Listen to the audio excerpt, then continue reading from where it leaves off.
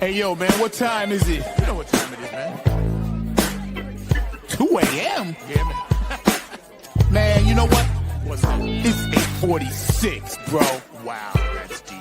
Yeah, you know what time that is. Yeah, man. Nappy head, Yo, Funk Army. what's up? Stand up. Get in line, y'all. Yo, Mo, drop that beat. You know what we gotta do. Yeah, man. We bringing this funk just for you. You know, Repeat after me.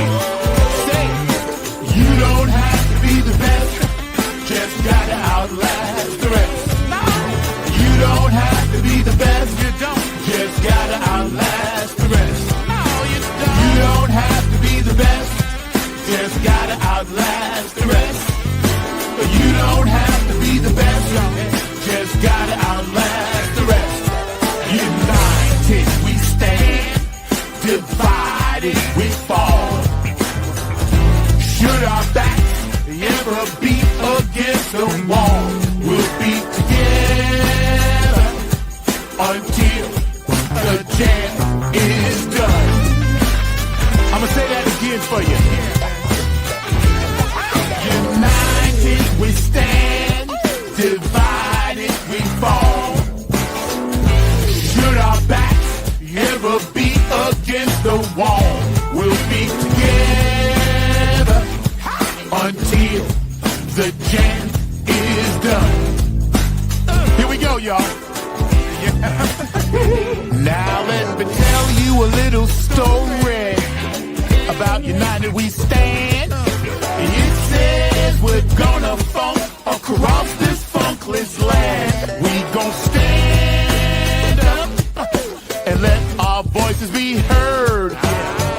We ain't gonna let nobody stop us from spreading the spiritual word. The ruthless corporate greedy don't give a damn about the needies. We need everybody in the house to join us on this one, all right? Y'all say, united we stand, divided we fall. Should our backs ever be against the wall, we'll be together until the jam is done. Are y'all out there? You feeling it? United we stand, come on, y'all. Divided we fall. Should our backs ever be against the wall, we'll be together until the jam is done. Yeah. Check. 1, 2, 1, 2. United we stand, divided we fall.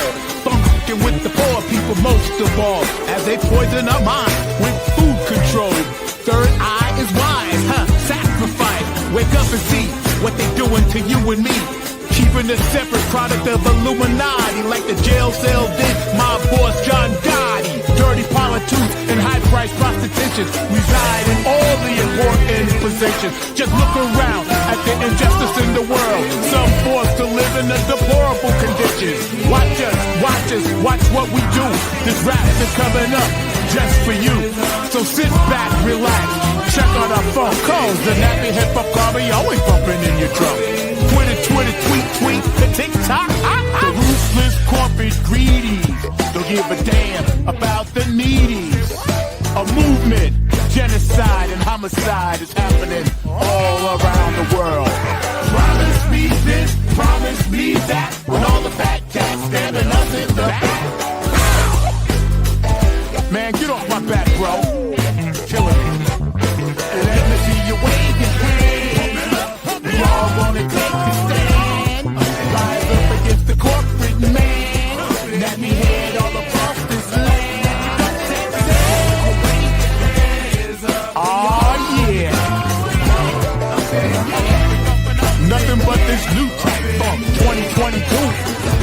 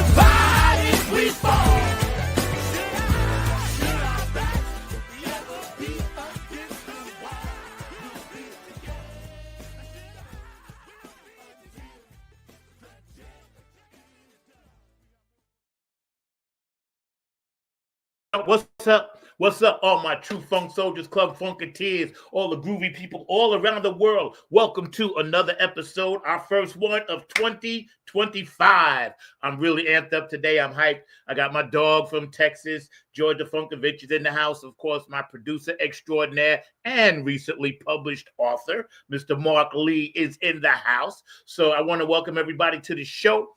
And we're going to get this one started. It's weird. We got to start off with, some stuff. And unfortunately, we weren't going to talk about things like that, but it rears its ugly head again, and we're going to get into that a little bit later. But today we're going to get into something that's positive. We just want to talk about, trying to keep, a calm out there. And please join us on the chat line. Go back and please put in your comments. I'll get to them later during the week. You can always find us right here. Again, we have to put that disclaimer up now. We're heading into our 5th year, believe it or not. May will start our actual official 5th season, but we're already into our 5th year, which to me just seems completely unfathomable. I'm grateful, and we want to thank everybody that tuned in to every show, all the great people that we had on. I can't name them all, but it's a lot. I think last time I checked, it was well over 100 guests that we've had, and I think that's like very, very cool.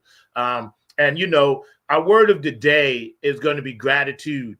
Today, we just want to have gratitude and give gratitude, like Earth, Wind, and Fire says. We just want to give gratitude. So, that's our word of the day. And be grateful for the things that you have. And then try to understand people that are struggling out there. If you have mental health issues, always, try to reach out and make a phone call or try to talk to someone or go seek help in a professional manner. There's no shame in that, and try to be kind to people that are definitely struggling. Everybody is going to be, trying to make it the best way they can, especially as we kick off 2025 and get it going, and I think that that's very important how we start this year. You always want to get off to a good start, whether it be health, whether it be diet, whether it be exercise, whether it be, just finishing up projects, starting new ones, following through on projects, seeking out grants or whatever for your projects. There's a lot of things out there that I think we need to pay attention to as far as the universe is providing for us, and all the positive stuff. My producer, Mr. Mark Lee, and I were talking before the show, getting it prepped a little minute ago. And we were talking about all the positive things that, we want to put out there and the positive things that we want to try to keep going. We all got personal struggles and strifes in our lives, but, we want to just try to pay it forward and try to do the right thing out there. So without further ado, I'm going to ask Mr. Mark Lee, while I'm taking off my funky Bootsy glasses. Thank you, Bootsy and Patty. Love y'all. And put on my eye spectacles, as they said to my cousin Vinny, my respectable eye spectacle glasses. And we're going to ask, we bring in George the Funkovich. Bring him in, Mark, for me, yo. Whew. Hey, what's funky, y'all? What's up, yo? I'm seeing you, yo. I'm loving that, man. Oh, How you doing? How you doing? Good, man. How you feel? I'm good, man. 2025, bro. We here. We in it. Happy New Year to y'all all. Yeah, man. I've been watching your Facebook and how you've been dropping all your new art, man. And we're going to get into that in a minute. But how are you and your family doing? Y'all all right? Yeah, man. We hanging in there, man. We here, still 10 toes down, walking around. Hey, I like that. 10 toes down. That's right. That's mad cool. When that first came out, I didn't even know what that meant until somebody explained it to me. 10 toes up, 10 toes down. Like, what are they talking about? and then I figured it out. I was like, oh, okay, 10 toes up. You don't really want to be 10 toes up. No, you don't. You don't. Yeah.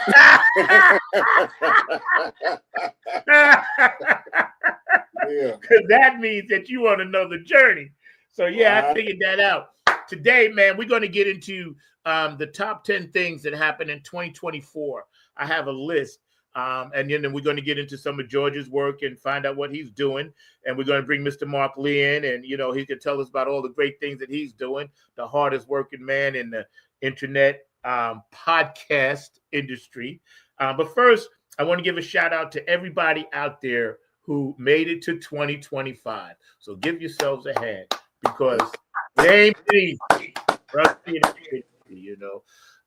And I just want to say thank you once again. I can't believe we started this almost 5 years ago, you know, during the COVID era, right? And that's been like quite a journey. So I'm grateful for everybody. But George, tell us a little bit about your reflective thoughts. And we'll get into New Orleans and Vegas a little bit later. But tell us about your reflective thoughts leaving 2024 and entering 2025. Well, I'll tell you what, man. I would like a redo of the 2024 year. Okay? I would like a redo because, man, you can't tell me that all the women out here voted for 45 to be 47. I don't get it. Nobody does. Yeah. I think the fix was in, bro. He had 4 years to plan it. Hey, 4 years of planning and anything is going to be successful. I'm just, you know. Yeah. So that's how I see it. You see? Yeah, no way, man. And some, you know what they say, everything, all the dirt always come out in the wash. You know what I mean? It's gonna come out. You know, that the fix was there, and then I believe that that's gonna be a issue. Okay. Yeah, I think so. Do you think, looking back, that and we're not gonna dwell on this too much, but do you think, looking back, that Joe should have relinquished a little bit earlier, or you don't think it would have made a difference? I think after his second year of this term, he should have stepped down and gave the reins to Kamala. Right. And you know what's funny?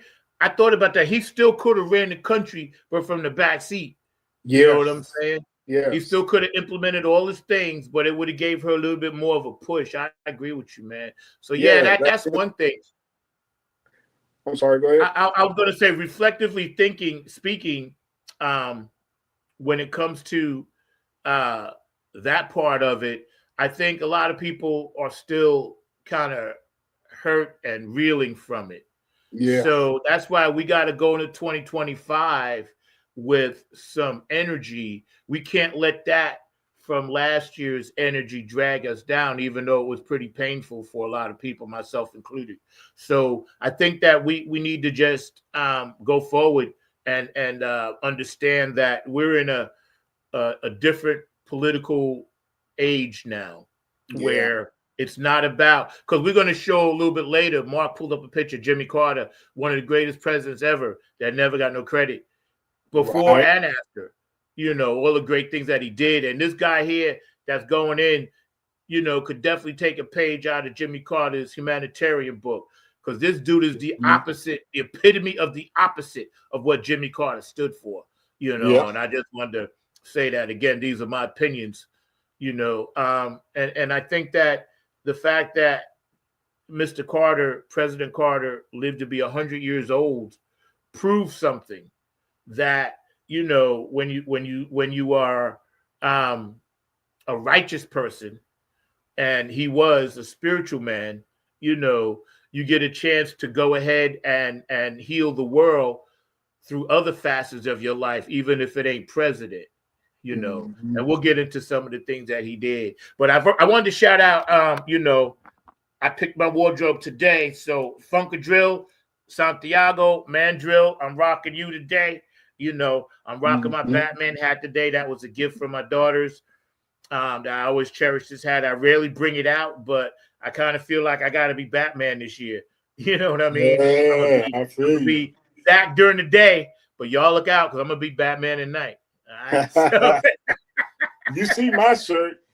I know. We're going to get into that, man. Yeah. That's one of your news creations, correct? That's the newest one, yeah. Yo, man, and they can find you at Defunct Vinci Art, right? Oh On yeah, Facebook. Yeah, yeah, they yeah, can get yeah. I've been watching your stuff, man. You just like it's so amazing how you just constantly boom, boom. You, Curtis, y'all are just like constantly, Stozo, y'all are keeping that thing alive, man. Oh yeah. And it's mad cool to actually be a part of it and see it grow and watch you guys do your thing and continue to do this crazy, insane, amazing artwork. I wanted to first of all, let me drop some comments in. I want to just thank everybody for tuning in, and those of you, my peeps up in Seattle, how you doing over there? I love you guys, and appreciate you guys, man. But I wanted to say that with our first show of 2025, it's gonna be bittersweet because we have to get into that thing that happened down there as much as I don't want to. So what are your thoughts about that, New Orleans? Let's just get that out the way. It's going to be a thing, but let's just get that out the way. Man, it was a sad case, man. When I saw that, and then on top of that, he's a veteran, man. I'm like, whoa, a veteran that had mental illness to the maximum. We don't know what the system had done to that guy to make him snap and blow out like that. His mind had a severe blowout. And for him to just switch up like that and go ISIS, that's serious, man. I mean, and they say he acted alone, but yet the other guy that did dirt too, they was from the same military post.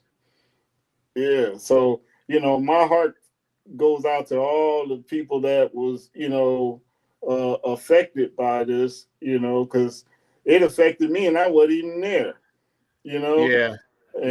I feel for them people, man. That's just sad, dude. Yeah. Mark, you back there? I want you to jump in on this one. I didn't find out until the next day what was going on with that, because obviously I was working New Year's Eve, and when I came home I was just tired, I just wanted to go to sleep. So I rarely watch the news anymore. I've been, I just get what my little bits and pieces of information as I can from certain aspects, the Midas touch, this and that on the internet. So I really, didn't know. Mark, what are your thoughts on that?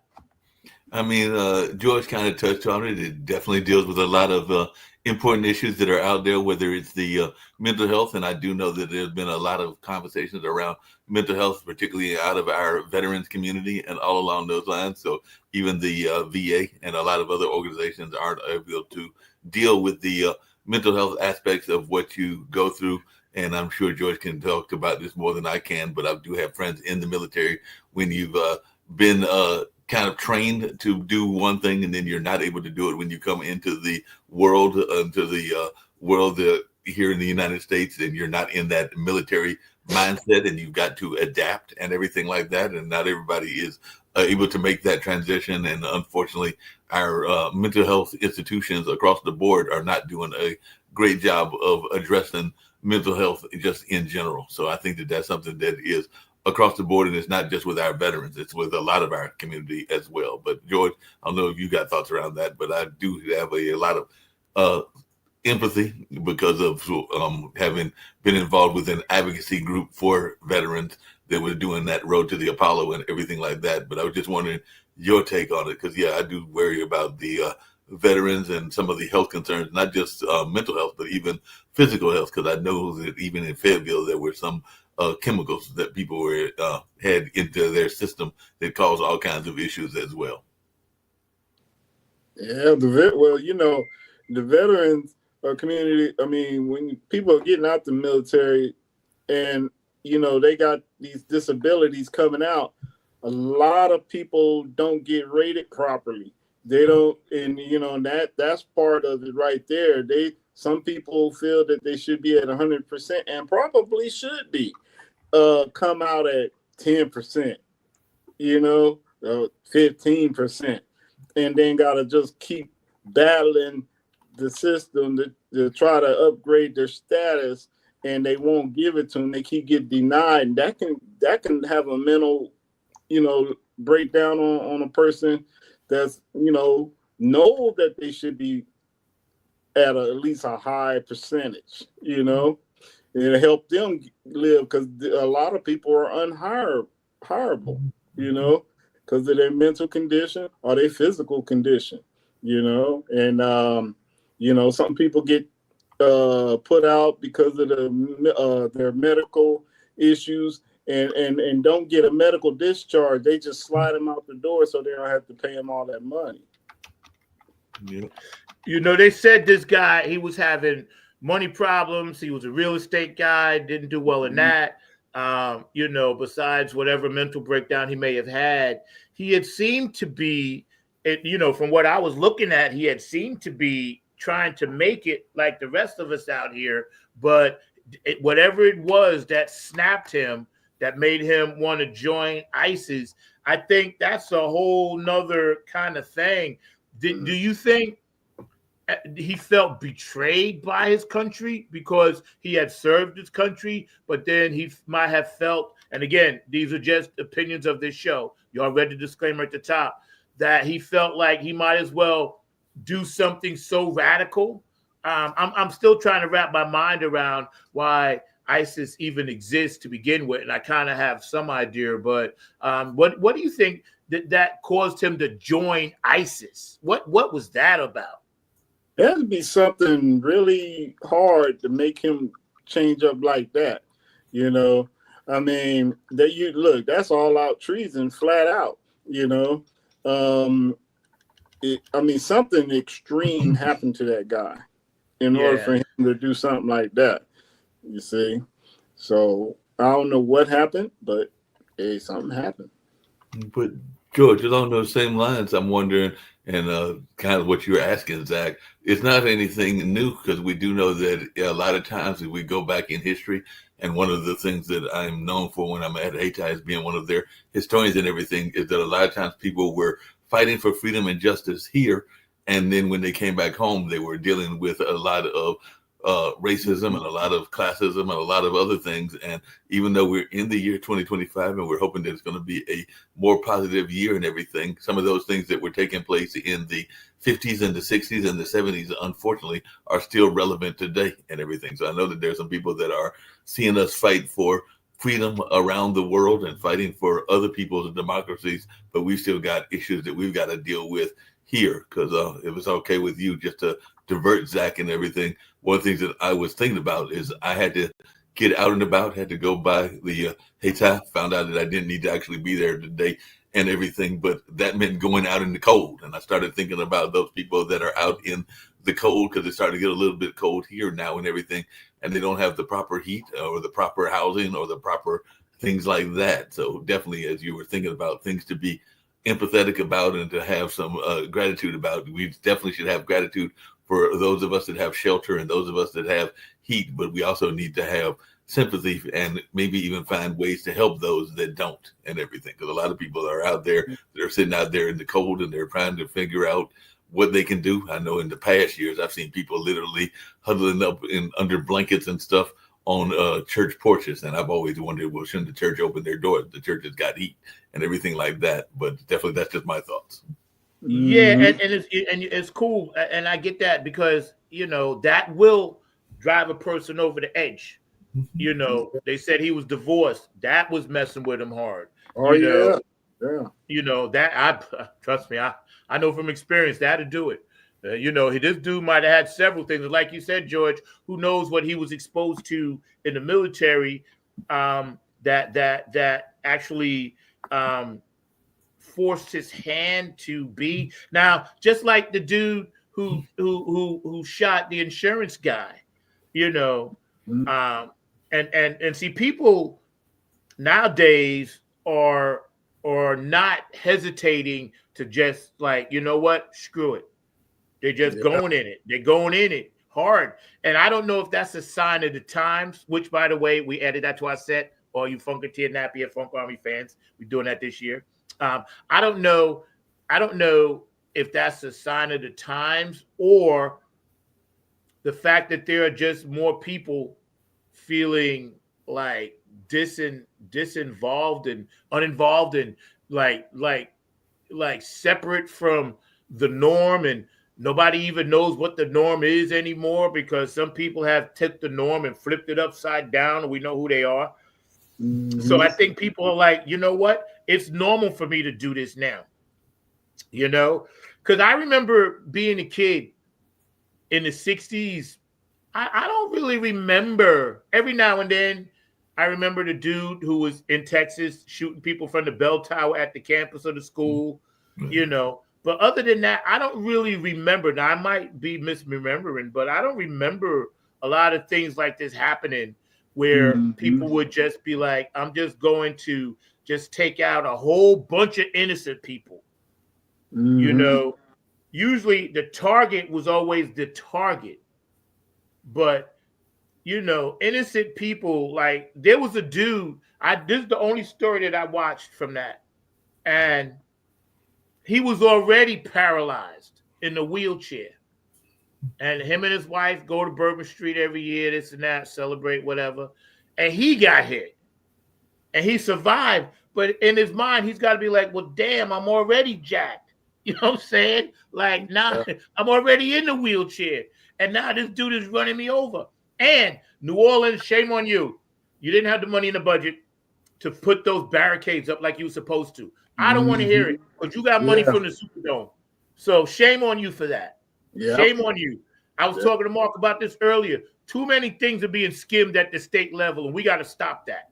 There's no way you're going to have Bourbon Street and getting it ready for Fat Tuesday and Mardi Gras, and you're going to say you didn't have all year to work on those things to get this right. Come on. You got one of the most prestigious walk-in malls, you know, streetwise in the country. You know, you've been warned. The FBI told them this is a possibility. A dude could ride a car or a girl could ride a car through all of this and blow some stuff up. You were warned. And again, you didn't do it. And they got Super Bowl coming. They got Super Bowl coming. Think about that. Yeah. Along with Mardi Gras. Yeah. So they said they was trying to repair everything to get ready for that. But it's just crazy, man. My thoughts and our thoughts go out to the families and friends of the family that lost people. Seems like this is a broken record. I might as well put it on a loop. So let's shift gears. A shout out to my friend Rocky down there, man, who's a nurse. And I'm glad you didn't go to Bourbon Street, sweetie. I love you a lot. Thank you. I'm glad you didn't go down there, man. And Dumpster Funk and my friends Tony Hoyle and all them. I know y'all were performing somewhere, but I'm glad. Let's shift gears to Vegas. All right. Your thoughts on that, George? Man, dude was still in the military. On leave. You know, they call these cats sleeper cells. Okay? And it's called that for a reason. Okay? They know they there. They just lying in wait. You know, this guy, he made a statement by taking a cyber truck, okay, and loading it up and doing what he did. Killed himself before he blew up the truck. Now, that was a message to Elon Musk, I think. Yeah, I agree. Mark. Yeah, I think it was a double message. I think it was definitely a message to Elon Musk because it was a cyber vehicle and all along those lines, which is something that he's been very much part of with Tesla and everything like that. But it was also near Trump Towers. So I don't think it was accidental in that sense. So I think it was a message to both of them. I think it was a message to both Trump and Elon Musk because I think that the where they chose to do it was not done accidental. It was done intentional and everything like that. So I think that there was definitely a message that was being sent in that sense and all along those lines. But yeah, I think that unfortunately we might be seeing more of those kind of attacks. And unfortunately, because I think a lot of people are being more brazen in their attitudes about what they're going to do and everything. So, I mean, radicalization, which is what they're saying it was with both of their cases, is not something out of the norm. So there might be, I can only imagine, and George, I don't know your thoughts about this, but if we use the military to do this deportation that they say they want to do and everything like that, as I recall, and like I said, I never served a day in the military, but I do have friends and family that have. There's a significant amount of Latin American folks that are in the military as well. So if we use the military or we get involved in that space, then I can see them wanting to do some attacks as well. So I think we have to be cautious in what we do, even in that regards, because it may lead to some things that we are not comfortable with in America. But that's just my thoughts. I don't know your thoughts, because I know that there's a significant Latin population that is in the military. That's a double-edged blade. Mm-hmm. That's my Yeah. point. Yeah, because you hit it right on the head. Because some of them people are their relatives. Mhm. You know, they're not gonna want to do nothing to them. And when they catch somebody trying to do something to their own relative, they'll turn around and shoot them. But Yeah. Who knows? I just pray that we don't even go that route. I can understand, you want to send some people back that you might catch, criminals, this, that, and the third. I get all of that. I get we're overcrowded. I understand why, they want to look at this situation, but I don't agree with the method that they're going to try to do this. You're right. Yeah, There's got to be a it better is. way. I mean, I just can't see how we want to start another war within the United States, and we already got several right now that we're dealing with, and within this country, economics, the poverty, that's a war. You know what I'm saying? They say the war on drugs, that's a war. The war killing innocent black men walking down the street with a cell phone, that's a war. You know what I mean? The gangs amongst themselves got wars going on. Whatever gangs they are, the war on, education, that's a war, so it's like we can only, I just want to stay positive as best I can, but I feel like we're a country that ate too much at Thanksgiving. And that was bad. Yeah, we ate too much at Thanksgiving all these years. We've been eating. And we haven't, we got no more room on our belt. There's not another notch to go. That's why I think some of the upper echelon cats are getting ready to get up out of here and get up into space, which we're going to get into, because that was one of the top 10 things that happened that I'm going to get into in the second half of the show. But I just pray that for peace, love, and harmony, and mainly within the community. We just got to take care of that, because I know that people get into politics with good intentions. Some people, not everybody, but some people. So at the state level, we got to stop theft and corruption, because that's what is going to affect where we live at in each individual state. We'll never be able to stop the feds. The Trumpers of the world will come and go. But at the state level, what do you think we can do? Man, I'm gonna tell you this. 20 years ago, who was talking about borders? Nobody. Okay, it wasn't even a real thing. Okay, now it's a border thing. It's the individual that bringing the border up and don't like it. Okay, and that's just an individual thing. Now, they see the money thing. We print our own money. Okay, I'm gonna tell you this: if everybody was on the same level playing field of having money and able to buy stuff and live well, a lot of that crime would just disappear. Yeah. In that same line and everything, it kind of comes down to what we were talking about before the show and everything, Zach, which is this notion of priorities and all along those lines. So we are sending money. I mean, remember back in the day when those of you that served in the military, like you, George, went in Iran and saw all that waste that was going on in that area with the golden toilets and some of the other things that he had in his area. In a lot of ways, we in the United States have people that are having their own versions of golden parachutes and all along those lines. So they might not be golden toilets, but they've got their own things that they are getting a lot of money for. And if whether it's the kind of weapons that are expensive that we don't need, I mean, some of them we need and are shipping off to other countries like Ukraine and to some degree Israel and places like that. That money could be used, and if I imagine, imagine if you only had, I'd say not even a tenth, but 100th or 1,000th of some of that money that we waste and everything.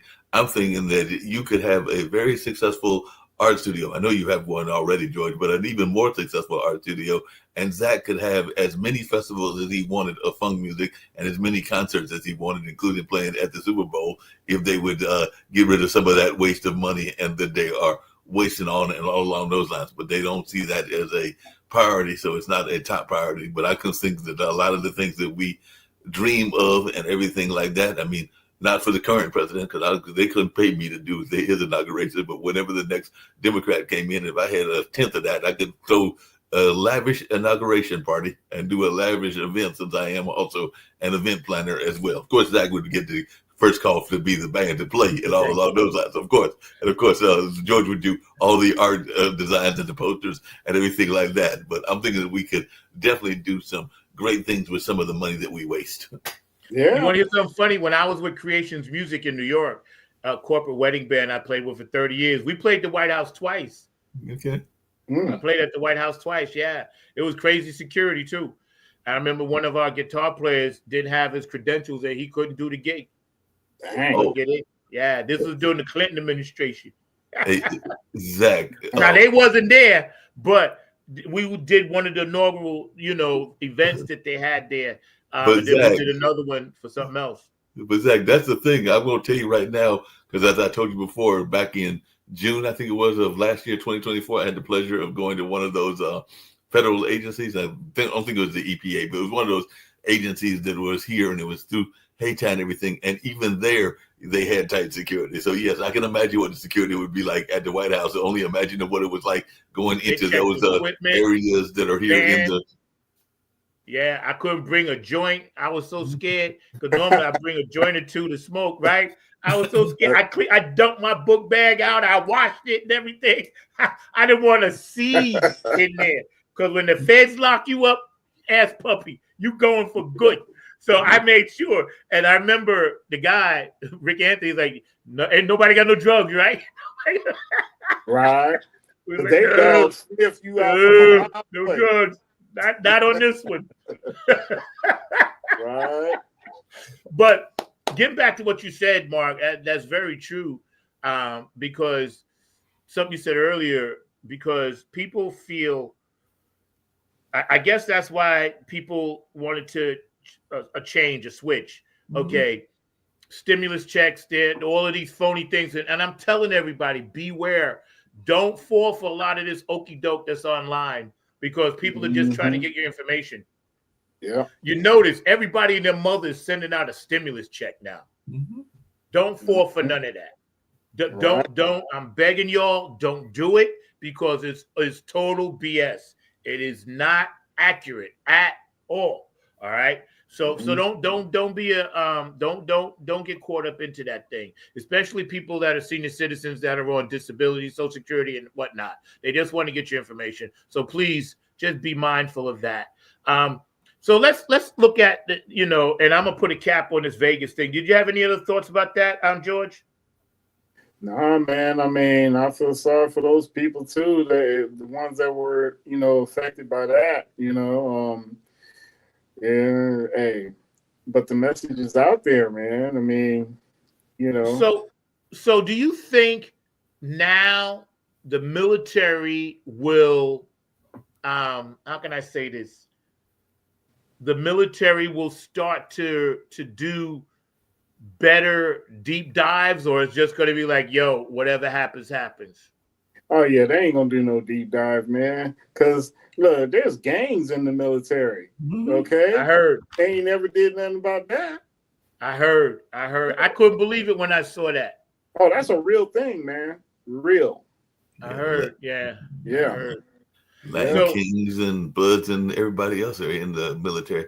Hey, Zach, I gotta put out a warning to folks because like a lot of folks, you mentioned the elderly and what the elderly can get ambushed by, and all along those lines, there are a tremendous amount of folks that are out there that are abusing the elderly, and like a lot of people, the elderly are oftentimes looking for love and looking for relationships and everything like that. So be very cautious because they were already out there during the pandemic and before the pandemic, but the catfishers are out galore in this day and time and everything because they know that there are a lot of lonely-hearted men out there and lonely-hearted women, so they are trying to manipulate them in order to get them to part from I'm their one money. of them. Huh? I said I'm one of them. But I have there's a cousin lot of lonely-hearted guys out and women out there that are being abused and are having folks that are trying to like say, yeah, sending them pretty pictures and sending them all kinds of stuff, but then they want them to send them all kinds of money to come back as well. So definitely look out for the catfishers. They are out there galore, and I'm sure that even down there in Texas, George has probably run across some of those folks that are trying to do that, even though he's a very happily married man and everything like that. But I'm sure he still runs across them in his friend circles. Hey man, I got a cousin that got hit so hard with that, and I was the one that saved him. Okay, I'm the one that got him. What happened to him? Man, this brother got a picture of a cute Puerto Rican chick, and he thought he was hooked up. Well, long story short, the girl that did the site rode with him from Arizona to here to meet up with this chick, and got to the hospital. He met me before he went to the hospital, and I told him where the hospital was. The girl had a total different direction on him for him, and granted, he was sending her money. Okay, so he gets to this hospital. The girl didn't want to get out the car. She wanted to charge her phone. He goes upstairs to go find this chick. Ain't nobody there by the name that he was given. He come down, car gone. So they was in it together? Oh, no, it was just one girl. It was just he was with the girl. He was actually with the girl that made the site, put a fake picture up. Okay, and I kept telling him, I said, dude, it's her. It's her. She's the one making the site, dude. I said, man, you need to drop her off at the nearest gas station. He didn't listen. Got his car took, and luckily he called me up 3 a.m. Man, it's all bad. It's all bad. I said, yeah, I know it's bad. Tell me about it. It's 3 a.m. It better be something. And he said, yeah, man, come get me at the hospital, man. Man, I'll tell you all about it. Man, and that was just the beginning. Okay. And he lucky he didn't follow that direction to the hospital that they had on paper. They would have dumped him out in the desert somewhere. He'd have been through. Yeah. That's wild, man. That's wild. I hate to hear that. You know what's funny? Just the other day, and George, I'm gonna get to some of your artwork because I want you to show us some of your new stuff. But somebody tried to hack into my Facebook the other day from Winston-Salem, Mark. From Winston-Salem, wow.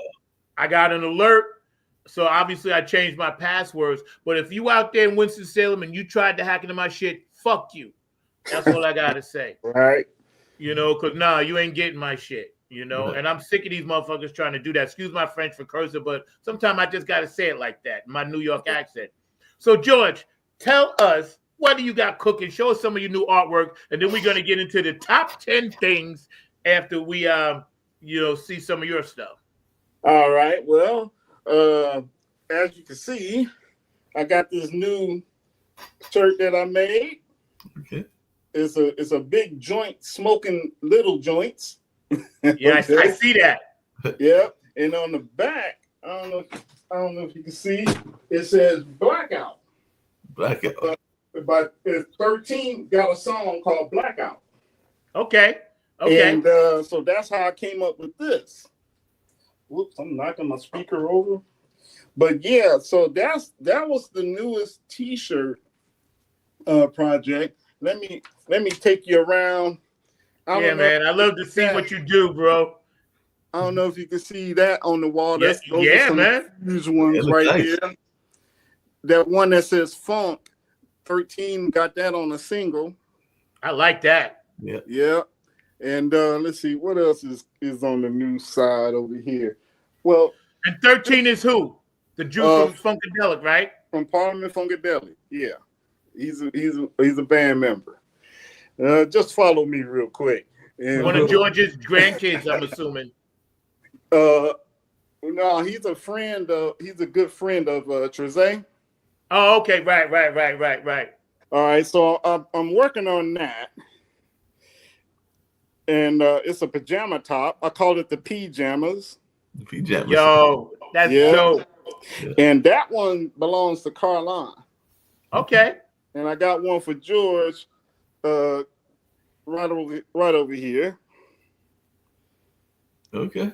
See? And let's see. Oh, here's a well, not so secret, but secret.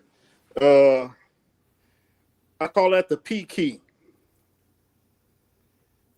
Okay. Dope. If you notice, the mothership is the front of the key. Yeah. Shaped like a guitar. Yeah. And it got PF for Parliament Funkadelic. Yo, The key to the mothership. I like that, bro. Yeah, it's real nice. And then here's something that I'm still painting on. Excuse my mess. You know that fuss was us. Hey, this is real live. Don't even worry about it. All right. This is a big one that I'm working on. It's like 3 feet by 4 feet. Wow. That's nice. That's And real. it's going to be a 3-dimensional style drawing. That's So nice. it's in the early stages of it right now.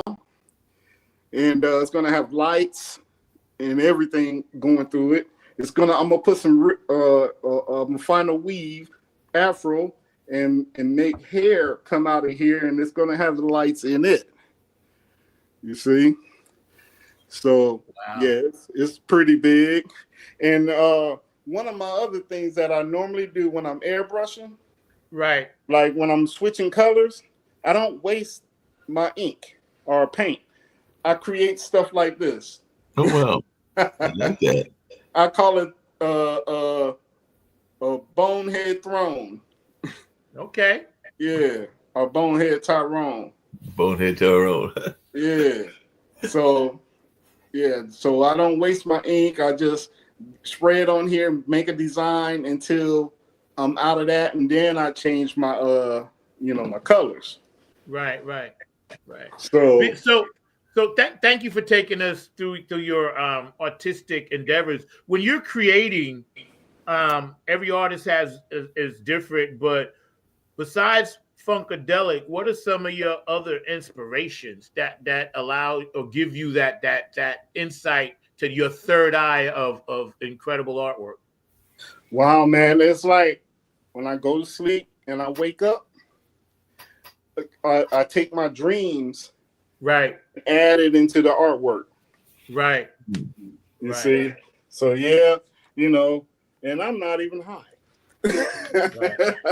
I do the same with my music. I dream it and I'll get channeled by Prince or Gary Scheider or Hendrix, and then I'll be like, oh, I got a song. So, yo, man, that's what's up, man. Congratulations on that.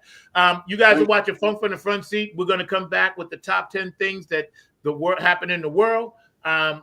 George the Funk Vinci obviously is here today with us, as well as Mr. Mark Lee. So y'all hang out, sit back, and check this out. We're going to run a few spots and give a few shout outs and come back with the things that we pulled up that are the top 10. Hey, it's Chrissy Key Rollins here with Holistic Restoration, inviting you to check out Zach Robinson with Funk in the Front Seat. He drops new episodes every Saturday at noon on the East Coast time, and replays are posted for whenever you miss a live stream. You can find him on 9 on the Grind TV and also on YouTube, and get ready for the funk because he brings it every week along with hot topics, amazing guests, and great conversations. Again, that's Zach Robinson with Funk from the Front Seat on 9 on the Grind TV and YouTube. Go check him out.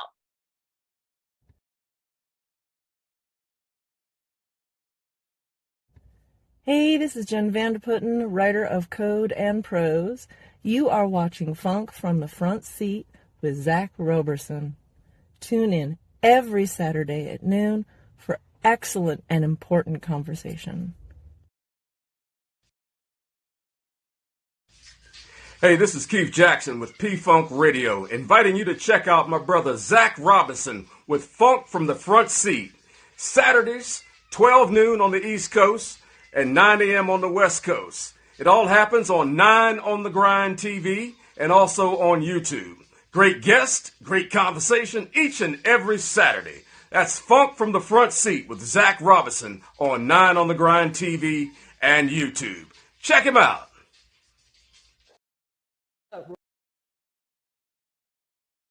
What's up, Royal Funk fans? This is Lisa Love, aka Alpha Unk Omega, coming to you from Love's Temple here in Southern California, inviting you to 9 on the Grind, Funk from the Front Seat with Zach Robinson. This is what I want you to do for me. Tune in every Saturday at 12 p.m. Eastern Standard Time, 9 a.m. Pacific Standard Time. Come join the meeting of minds. I guarantee soul's growth and high vibrations, not to mention the love. Keep it funky, y'all.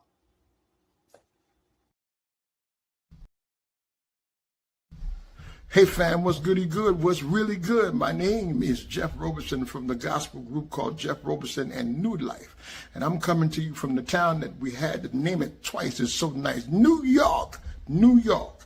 And I'm bringing you some news about my brother from another mother, Brother Zach, who's bringing you his hot new show called Funk from the Front Seat. Listen, he's bringing you funk from the vault, from the past, from the present, and into the future. He's got that music that makes the hair on the back of your neck rise up. He's bringing you funk all the way down to your toes. This is that funk that makes you really want to groove. Stay tuned. Don't touch that dial as he brings you funk from the front seat. Listen, let's go. Yes, and we want to thank JTRP, P-Funk Radio, with Gabe, Larry, Funkster Jones, Robin Circle of P, Philly Phil down there. Get on the Funk Bus in Texas. Also, Bootsy Patty Collins and all the Club Funketeers around the world. HJ Entertainment, K&N Jams, Tony Cam and the Funk All-Stars, the Lafayette Funk Army, Oak City Music Collective, Afterglow, 92416, QNO Entertainment, Brooke Clagett, My Funk Angel, Patricia Dioria, Curtis Wilcox, and George the Funk Avinci, obviously with all the beautiful artwork back there that they do for us. Dr. Brookenstein, DJ Cocolino, DJ Elizabetta, and DJ Monica. We want to thank you for always spending our stuff, and that would be in Italy and Ireland and Switzerland, respectfully. And, of course, David Webb and the Funk Chronicles Hall of Fame and Exhibition Center. Thank you. We appreciate everything that you do and keeping the funk alive. And, of course, all the funky fans out there, we want to thank each and every one of you because you guys are what make this show worthwhile. That's why we continue to do it. We continue to grow our audience one funketeer at a time, and that's all we really care about. Again, the opinions expressed on this show are just our own. And I have to show this disclaimer because it's very, very important so I don't get sued, because we are of an entertainment value, and that's what we do on this show. So, Mark, you have that picture of President Carter, who's, I believe his procession or something is happening as we speak right now in Georgia. Yeah, he's in, I believe it's D.C. Was where he was first going to be, showing their body and everything, and then the funeral is actually on the 9th and everything. So the funeral was actually... No, but he was in Georgia just now. He was in Georgia just now? Well, that might be looking at it this morning. And that might be taken up to D.C. because I know that... Yeah, I think that's what they're doing. They're taking his body up to D.C. So, yeah. So he was one of, I remember, I don't know, I must have been graduating high school, and everybody's like, oh, the peanut farmer is going to be the president. And I was like, peanut farmer? And they was like, yeah, this guy named Jimmy Carter. And, everybody was making fun of him, this, that, and the third. But people didn't realize, man, he was like a nuclear scientist. This dude was the smartest president, that had came along to date, at that time, He was the first to really understand the crisis in the Middle East. He was the first to put solar panels on the White House roof. Reagan came along and then ripped them off. And then sure enough, who was right? Jimmy Carter.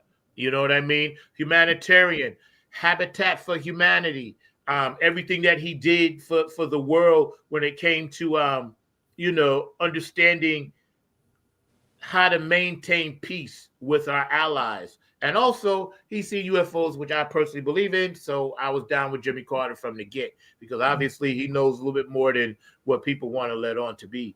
Mark, you got that picture? I'm going to bring it up very shortly and everything. I thought I had it up the first time that you talked and everything. But yeah, Jimmy was amazing, like you said earlier, and all on those lines. It was definitely a humanitarian doing all of that work with Habitat for Humanities and all along those lines, and definitely was a person that was about peace and trying to achieve peace. As a matter of fact, I want to say he was involved in that whole, we talk about the Middle East, and he was involved in the kind of peace between Israel and Egypt and everything. So even though it's something that is going on now where we're having that conflict brawl up again, he was definitely one that was trying to work on some peace initiatives, and was one that did a lot of work through Camp David, and even had some kind of agreements with the Russian leadership of the time and everything. So yeah, he was a truly amazing president. I wasn't that familiar with his stuff around the UFOs and everything, but definitely a humanitarian. There was one that was involved in a lot of our involvement in the African continent as well, because he was definitely involved in trying to make sure that we were getting more kind of connection to the motherland as well. So he was definitely involved in that. He was the first president to actually move the vice president in Camp David in the where he could be part of the staff, Walter Mondale. He was the first president to actively get his vice president involved and allow his vice president to affect policy. He was the first one. And one of the copycats that followed him was when, Dick Cheney was doing stuff with the Bush and all this, and Reagan's vice president, George Bush had more influence. All of that was because of Jimmy Carter. Because before that, vice presidents, they didn't really have no say-so. They weren't allowed to affect policy. They weren't allowed to really say it, or have any real input. George, your thoughts? Hey, he was an awesome president, the longest living president on record. Guinness Book. Okay. Yeah. I mean, man, triple digits. Okay. What president could say that? Triple digits, man. And I hope this guy, because this guy is actually trying to mess with the Panama Canal and all that. This is something that Jimmy Carter actually started, So, of course, this guy's going to come in and undo everything, because the world needs to be in chaos, and this is the right dude to start it, and I'll just leave it at that. But more people, more presidents should be like this guy and take the example from Jimmy Carter. And Mr. Carter, we salute you. Thank you so much. You know what I'm saying? For your service, for your emotion about humanity, for your caring of this country, for how you treated people and how you wanted people to treat each other. And we really, really, really appreciate you and your service. And, you rest in peace and fly home and say hello to my dad while you up there, because he's from Georgia too. So, Mark, any last thoughts on Mr. Carter? Yeah, I was just going to add one of the things. He's gone, and I'd vote. What'd you say? Go ahead, George. I said he's gone, and I'd still vote for him. Me too. Yeah, I would still vote for him as well. He's gone, and no doubt about it. But the thing I was going to say, get him on the ballot?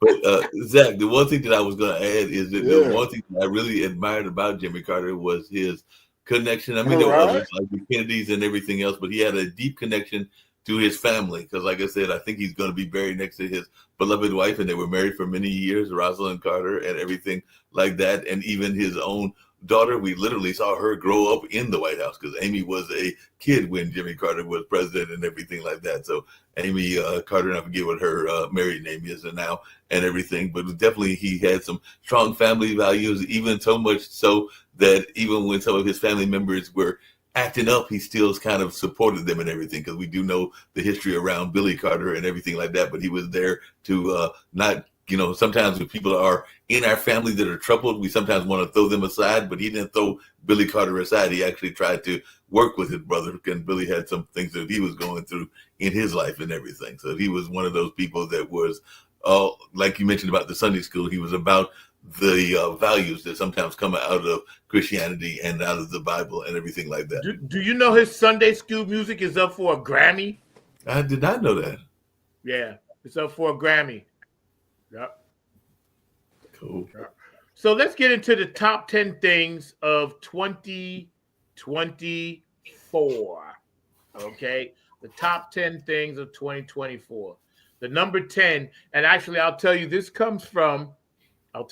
it comes from, where I pulled it up. The Council on Foreign Relations. I did some research last night from an article called The Water's Edge, the most significant world events in 2024. You are not alone if 2024 has left you exhausted, which we are all exhausted. It has been a trying year on the world stage as the forces of disarray grew stronger. Geopolitical competition increased while ongoing wars grind on. The one brief respite from a year with more steps backwards than forwards came with the 2024 Summer Olympics, and Paralympics in Paris, the world's most beautiful city. The French showed that they take a backseat to no one when it came to spectacle and pageantry, and the athletes showed what dedication and sportsmanship and their very best can accomplish. May they be an inspiration for everyone in 2025. Agreed. But before we jump into the new year, here are the top 10. Okay, number 10, the space race is alive and well. What do y'all think about that? I mean, you kind of alluded to it earlier. Keep it short.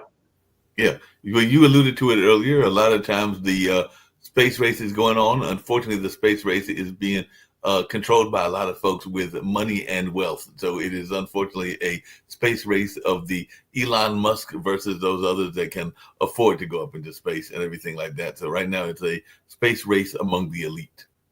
George. I want to know who put a racetrack in space. Like, who does that? Where's the finish line? Who? Our answer don't come out and race? Yo, that is funny. That is funny. You know what's happening though? Besides the real UFOs, America's going to start a war with the fake UFOs just so they can get more money out of people. You mark my words. You're going to hear, oh, we're being under attack. Oh, we got to have money for this. Oh, we got to have money for this. Because real UFOs, they ain't really trying to hurt us. But the fake ones that are ours, we need another enemy. And we can't have one no more on this planet because we done jacked up everything. So what is the next enemy? The next enemy is going to be space. So y'all be wary of that. Highlights in space exploration include Japan landed a smart lander for investigating the moon. China sent a mission that brought back soil samples from the far side of the moon. NASA's rover discovered microbiology life on Mars, and a joint EU-Japan mission photographed the South Pole of Mercury. So I guess, we're getting there and we're on our way. Number 9, the world braces for China shock. China rose from economic backwater to global power in the early 2000s on the backs of exports. What do you all think about China now? Hey, two words for China: BRICS, which is that alliance that China is very much part of, which is Brazil, Russia, India, and China, and that's definitely having some impact on our world politics and all along those lines. So that's one of the things that they are very much involved with and all in that space. So, and then the internet and all along those lines, because they're definitely involved in internet and AI and all in that kind of way. So China we'll is get a to AI major in a player. minute. We'll get to that in a minute. That's on the list. George. China is way more technically advanced than we are, by far. We're still using stuff that they have, that they make up and put it in our cars, our everyday computers, phones, and everything. And then you got Trump wanting to slam them every chance he get when you don't bite the hand that feeds you. Yeah. It's funny because we lost 1 million manufacturing jobs. It says to China for the labor part of it. Economics called it the China shock and believed it was one-off event. China's currency appreciated its labor cost, and its domestic Chinese consumer demand grew. Which now this export advantage, which for us wasn't really a good thing. So before you get to number 8, Zach, and everything, that's the other thing I was going to mention about China. One of the conversations that number 45/47 had brought up was this whole notion of tariffs, and China had a perfect counter answer to them, which was basically like, you want to throw some tariffs on us? We're going to throw some tariffs on Raytheon, GE, and your companies and everything like that. So they basically said, yeah, you want to throw some tariffs on us? We got something for you. We'll kind of like stop your companies from coming to us and everything. And they got billions of people over there in their side of the world. So it looks like China is going like, yeah, mess with us if you want to.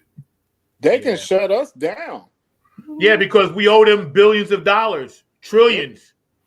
Yeah. They own our mortgages. They own everything. I suggest to everybody, look at the very, very last 8 pages of your mortgage. It's written in Chinese. I guarantee you.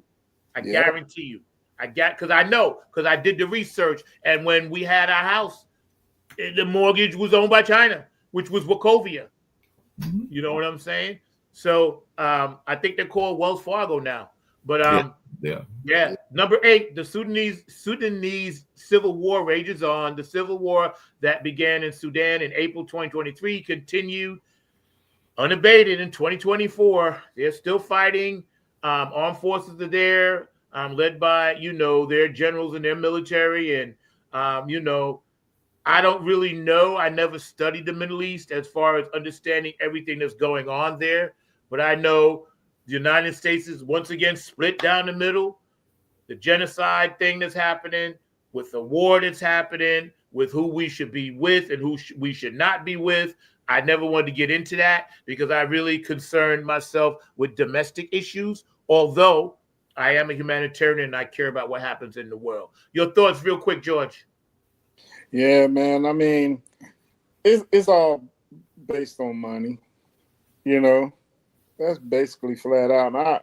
It's sad, I mean, you're looking at people dying and stuff, over this, and it needs to stop. There shouldn't be no wars at all if everybody was, like I said, was on a level playing field of, having wealth.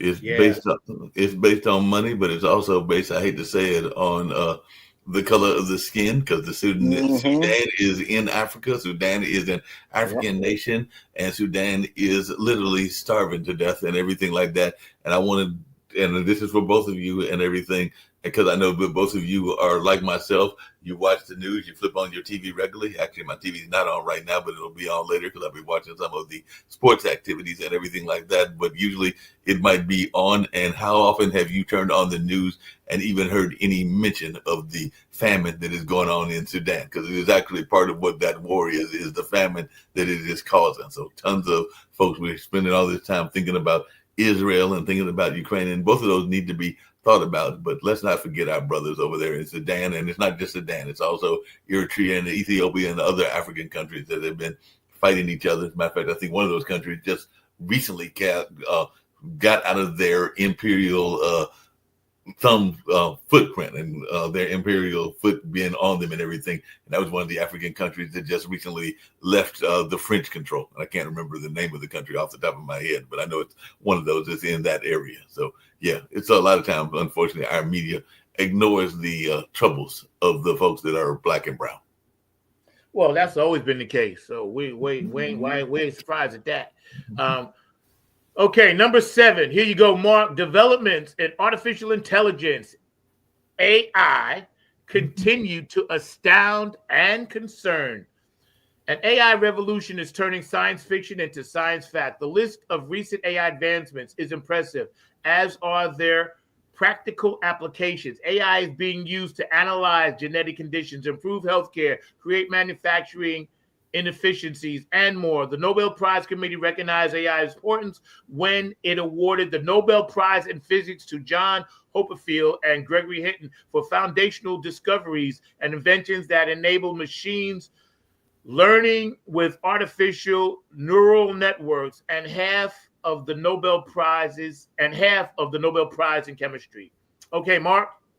Well, two things, and George kind of alluded to it earlier and everything. One of the biggest companies in AI is actually a company that I think is associated with one of the Asian countries. It might be Japan or China, called NVIDIA. And NVIDIA is a leading stock in the U.S. market and everything, and continues to be a leading stock because it's literally the chip that controls AI and all along those lines. But my concern around AI, and George, you may have this same concern and everything, is I can't tell you how many people I have talked to that have been writing books, that have been writing songs, that have been writing various other creative aspects. And doing artwork. And I'm going to say teachers and even artists, and they are pretty much having the entirety of their work being done by AI and everything like that. So I think AI can be a great tool and everything, but yes, there are a lot of people that are letting it pretty much have control over the creative process, and that does concern me, because then I wonder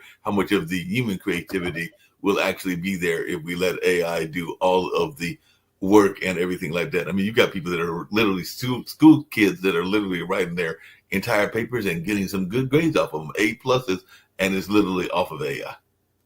Yeah. George, your thoughts on that? Man, I'll tell you what, everybody talk about the pros, but never really talk about the cons of this thing, man. The cons, you know, the government is using that as another tool to spy on folks. Okay. Yeah. And it's AI is big sister. Okay. Now you got Big Brother, the cameras, now you got AI big sister. Okay. Yep. And it's a big snitching tool. Okay. Yeah. Then they using that to the maximum, man. I mean, it's and China, they making these AI robots. It's supposed to be, having feelings and all that stuff. I'm like, wow, they're doing the most out there, man, and over here too with it. And we're taking it and running with it, and it's only because the government see it as a tool to use against anybody they want. Yeah. See? You want to hear something funny that most people don't realize? Facebook was originally invented just for that. Like, if you look at the history of Facebook, right? Yeah. There was one before Facebook, and it would begin with a Z or an N. Before, and it was MySpace, but it was one before MySpace. It was one before MySpace. But I had read somewhere it was something with a Z. I forgot, but it was before MySpace. But it was originally set up so they could tap into what people were doing, because they wanted to see if there were military spies, and how they listen on the phone. And they had got so advanced with the phone technology, somebody said, well, why don't we just put something in everybody's house so they can just tell us what they're doing? Because here's the kicker. What's the first thing you see on Facebook? What's on your mind? Right. That's the first. Yeah. What's on your mind and everything like What's that. on your mind? And Yeah. the dude said they want to make sure everybody's mind is synced up or they know what's on your mind. So why would people put something out to ask you what's on your mind? And then if you don't know what's on your mind, they give you choices. Yeah, they give you You're choices. allowed to do photos, and they say, well, are you thinking about this? Or are you thinking about that? So Facebook, think about it, right? Think about it. They if you ain't got a mind and you can't think at the moment, they will give you a mind. They'll give you a So- mind, but not only that, but think about this. I mean, I don't know about your house. I got one, even though I don't think I ever plugged it up, and so it's not really active. But how many houses do you know that got Alexa or Siri or anything else like that? So they're pretty much reading what you're saying, and sometimes they won't Absolutely not. I don't have it, and nor will I ever get it. Hey, check this out. Even your TVs, the remote nowadays have these microphones in them that'll listen to you. Yeah. Yeah. I said, people used to think I was crazy. A long time ago, right? This is back in the 70s, man. No, actually, we got our first cable box. It was like 1976. Because I remember watching, 1976, 77. Because I remember watching Julius Irving. And I was like, wow, he's in Philly and I could watch him in New York, right? I told people back then, this was just my paranoid thinking. I said, so the antenna ain't good enough no more. I said, so now they're going to put a box. And I used to say, listen, they listening right now. People used to laugh at me, think I was crazy, said I was paranoid. I said, no, man, I'm telling you, I was paranoid. I would never walk around in front of the cable box without clothes. I said, they're watching me, bro. I felt that way, bro. That and here we on are. TV. I wasn't crazy. Now they were watching you, and the only thing I could see because I looked it up was Zach. George was going to say something. Go ahead, George. Oh, I said that was that on TV. Mm-hmm. That thing box called On. It was on Yes. TV, and then another one called Select. Yep, I remember Select. I definitely remember Select. The only thing I see was a Z because I looked it up. It was Zuckerberg because originally the original story around Facebook was it was a chance for his Harvard classmates to talk to each other and everything like that. But the other ones that were predecessors were Classmates, Bolt.com. I'm trying to think of the one you were talking about. 6 Degrees, Friends Reunited, Habbo. Maybe that's the one you think about. Friendsters, which is the big one that used to be. That was back in 2002, and I do remember having a Friendsters account. LinkedIn, MySpace, which you said earlier, Second Life, and High Five and Orchid. So either High Five or Orchid or Dig might have been the ones that you were thinking about. They were the predecessors because that's the 12 predecessors they listed of Facebook. But I do remember. Email alone was being used. Mm-hmm. Yeah. It's weird because again, here we are, man. Big brother, George Orwell. Mm-hmm. We had to read that book. It was a mandatory read in everybody's high school, right? He said, and this was 74, 75. He said in 1988, Big Brother's watching. Yep. He said that a long time ago. All right, let's go to number 6. Russia takes the offensive in Ukraine. Mark, I'm going to let you get with this one. Yeah, they took the offensive. They're still taking the offensive. They are going back and forth. We have given a lot of military aid and equipment in that sense.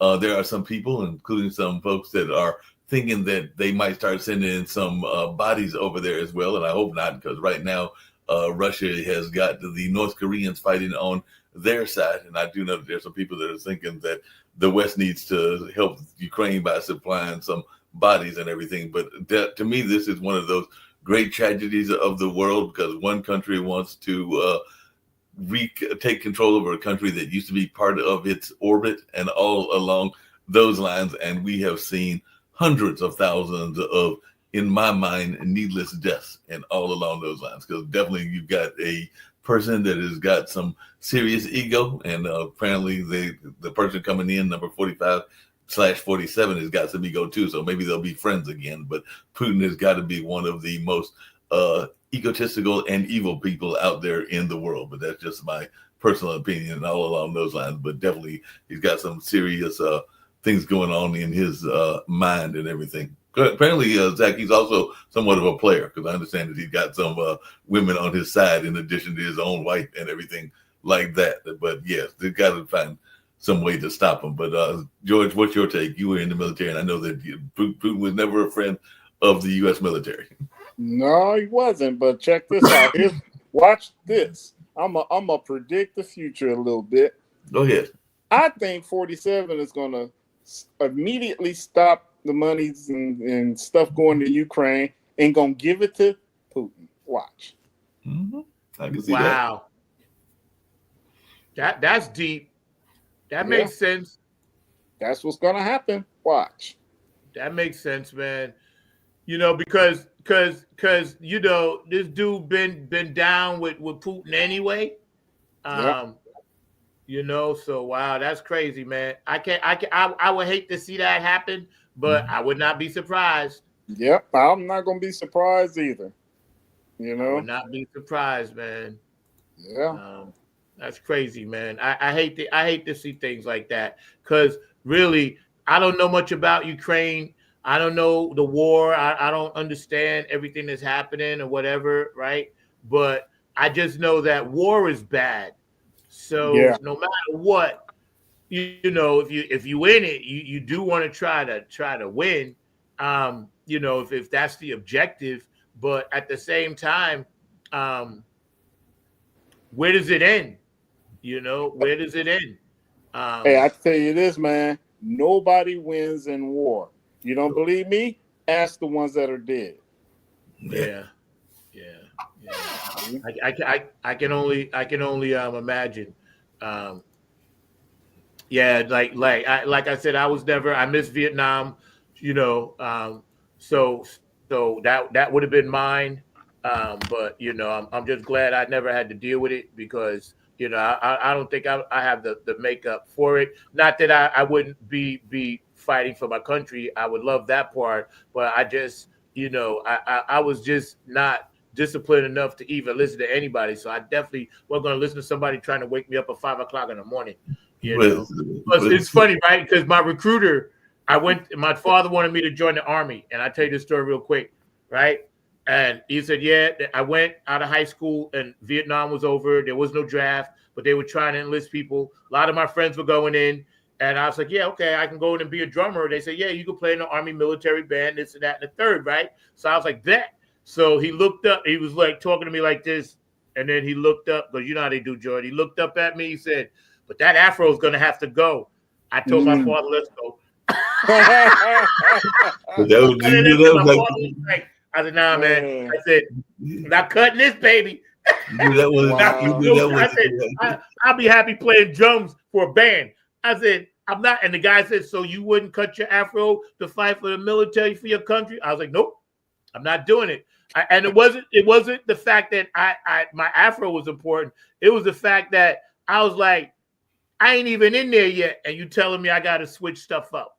You know, like that Prince song said, I really got to cut my hair now. I ain't doing that. Yeah, do that right. Only because there was no war, so I didn't understand why I would have to, you know, get all like military. You know what I'm saying? But I was a young kid, so I didn't really know. Zach, number 5, incumbent political parties take it on the chin. All right, so incumbent political parties take it on the chin. Incumbents facing the voters in 2025 must be uneasy. 2024 began as a mother of all election years. Some 80 countries representing 4 billion people held either national, state, or local elections. First time that ever happened. 2024 ended as the year of the challenger. Voters around the globe punished politicians in power. Long dominating parties in India, Japan, South Africa, and elsewhere went into their elections hoping to strengthen their hold on power. They instead lost seats and found themselves in coalition governments in the United Kingdom and in the United States. Voters sent the incumbent parties packing out. So what do you think about that, Mr. Political Man Mark? Yeah, I'll take that one and everything, because it actually plays into what I was going to talk about before, which is that keep it short. I'm going to keep it as short as I can.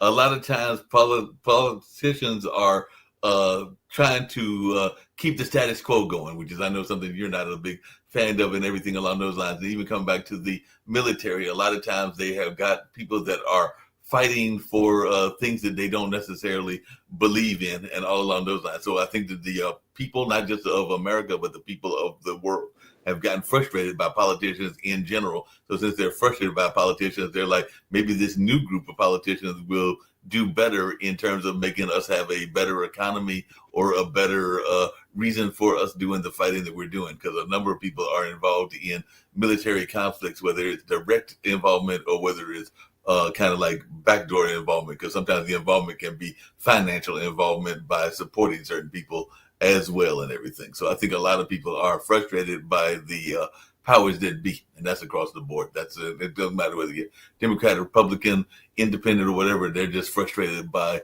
the powers that be and think that the alternative has got to be better than the current. So that's why a lot of people are going to the other side.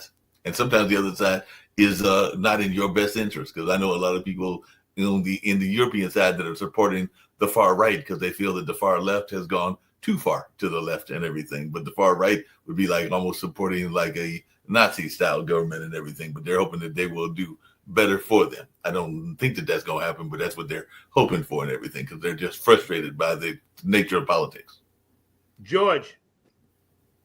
Well, I think, based on what Mark said, I mean, hey, all votes are paid and bought by who knows. You see, so that's where the votes go, where the money's at. That's what I say. Yeah.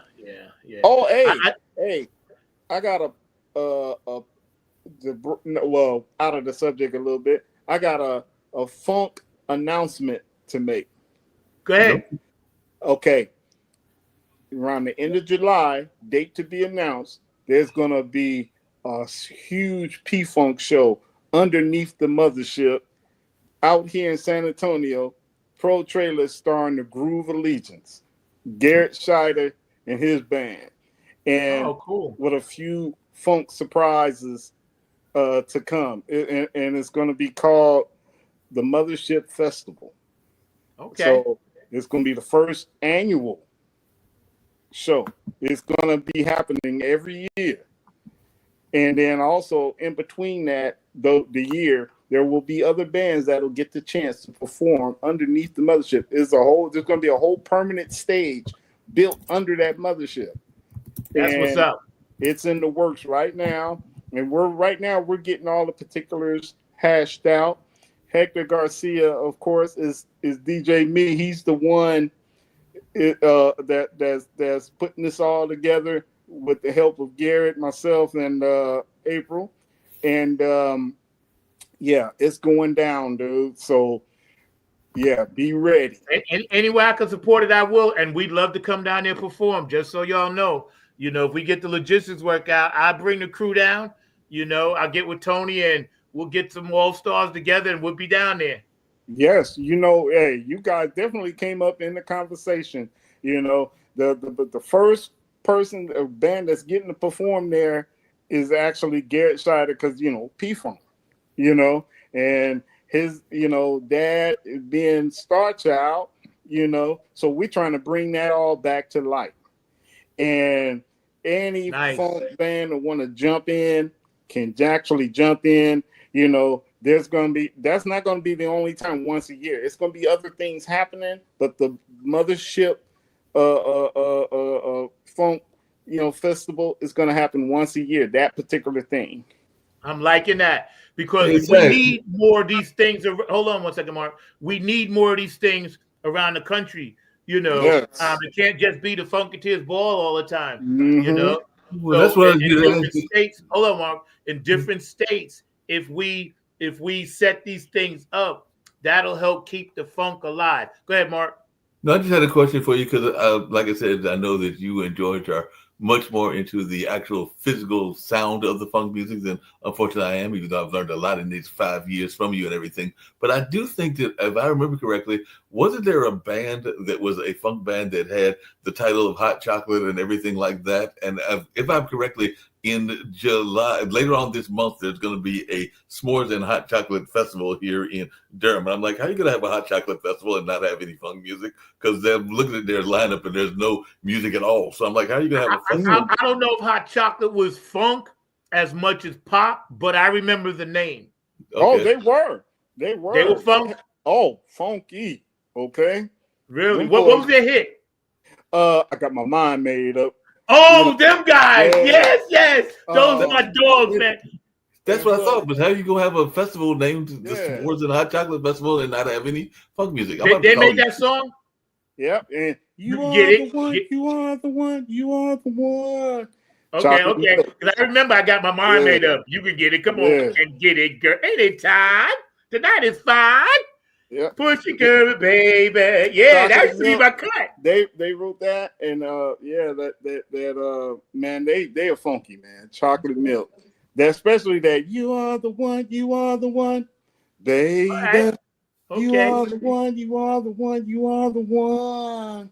Oh, they okay. They See, I'm getting re-educated on the funk. Forgive me because I'm still having side effects from chemo radiation, so my lips are literally on fire right now, which is crazy. But that's just something I got to deal with.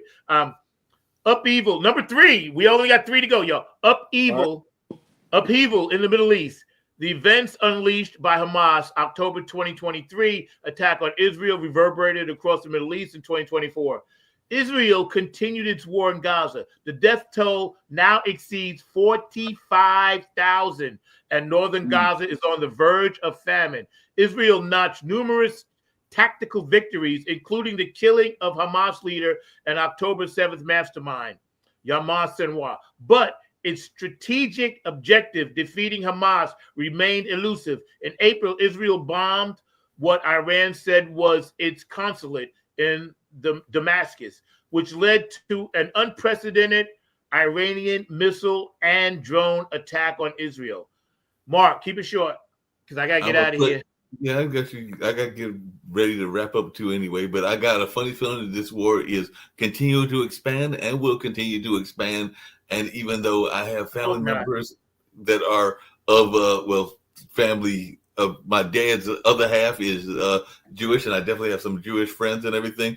I am not a big fan of the current Israeli leadership and everything like that, and all along those lines, because there can be some very right-wing kind of politics, kind of Trump-type politics out of the Middle East, and that is what I consider Netanyahu. So definitely the leader of Israel is very much of a reactionary kind of politician and all along those lines. So I'm not a big fan of him and all in that space. So I think that they are trying to continue the war going, and they are definitely doing some unhumanitarian things in the way that they are attacking hospitals and killing a lot of youth and things along those lines. So definitely I'm a big supporter of the two-state solution. Some people say that that's an impossibility, but I believe that saying something is an impossibility only makes it more of an impossibility. So I think that we need to find a way to get a Palestinian state and to have a free Palestinian state in addition to having Israel have its own